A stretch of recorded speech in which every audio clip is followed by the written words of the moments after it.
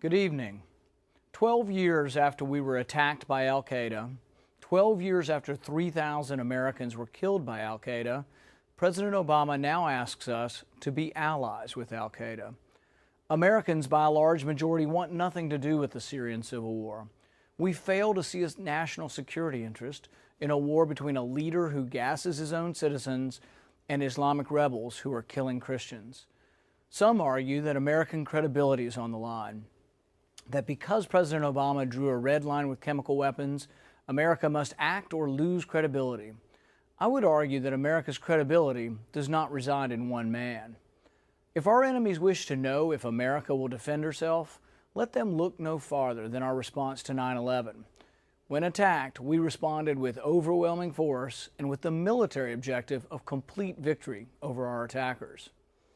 The Reagan Doctrine grew out of his experience in the Middle East. Reagan's defense secretary spelled out a systematic approach to our involvement in Middle Eastern conflicts. First, the American people must be supportive, overwhelmingly supportive, but most importantly, our mission must be to win. There's no clearly defined mission in Syria, no clearly defined American interest. In fact, the Obama administration has specifically stated that no military solution exists.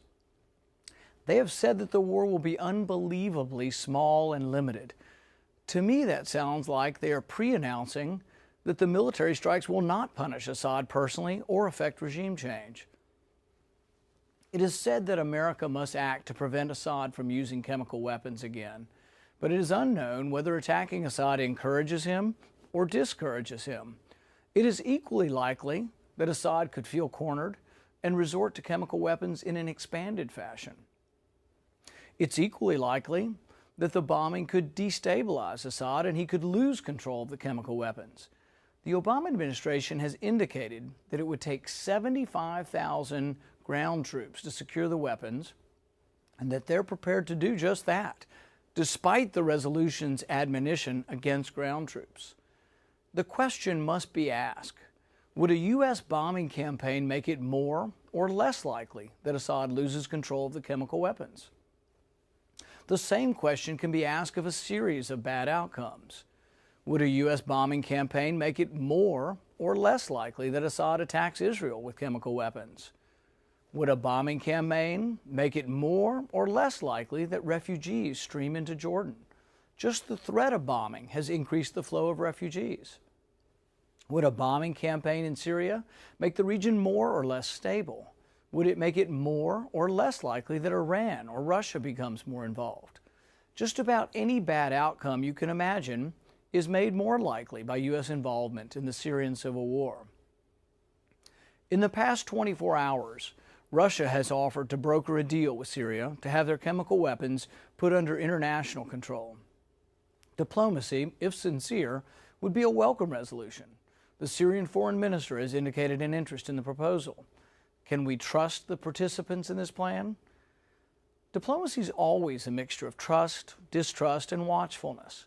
We should not be naive, and we should have a solid plan and safeguards in place as part of any solution. As Reagan put it, we must trust but verify. Some will say that only the threat of force brought Russia and Syria to the negotiating table. In fact, though, Russia has been negotiating with the U.S. for over a year to find a resolution to the Syrian civil war. The possibility of a diplomatic solution is a good thing, though we must proceed with caution on the details. But one thing is for certain, the chance for diplomacy would not have occurred without strong voices against an immediate bombing campaign. If we had simply gone to war last week or the week before, as many advocated, we wouldn't be looking at a possible solution today. The voices of those in Congress and the overwhelming number of Americans who stood up and said, "Slow down," allowed this possible solution to take shape. Will diplomacy win the day? No one can tell for certain. But on a broader issue, it is an important day, though, in the sense that a president recognized his constitutional duty and came to seek congressional authority for the war. If the vote occurs, I will vote no and encourage my colleagues to vote no as well. The president has not made a compelling case that American interests are at risk in Syria. The threshold for war should be a significant one. The President maintains that he still has the power to initiate war. This is untrue. The Constitution gave the power to declare war to Congress. James Madison wrote that the Constitution supposes what history demonstrates, that the executive is the branch most prone to war. Therefore, the Constitution, with studied care, vested the power to declare war in the legislature. This is no small question. I see the vote on whether to go to war in very personal terms. I will not vote to send my son, your son, or anyone's daughter to war unless a compelling American interest is present. I'm not convinced that we have a compelling interest in the Syrian civil war. May God help us make the wise decision here and avoid an unnecessary war.